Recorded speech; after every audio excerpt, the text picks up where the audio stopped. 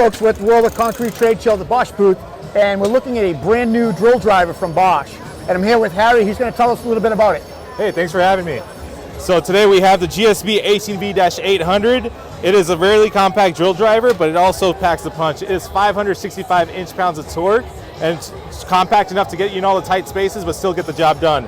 It is one of those tools that all your tradesmen are going to be carrying around and use on multiple times a day. So it really is nice to have a compact package that truly packs the punch. And a hammer drill too, yeah. And it's also a hammer drill. Right here you'll see the drill, drive, and hammer functions on our quick select, and then you can select 2 different speeds. Another great thing about this from a safety perspective, it does have kickback control, which is when you're drilling and it bogs down, it'll lock up. So it protects the user, protects your investment, and it also just helps. Let's drill a hole. Yeah, absolutely. We got a 2x12 right here.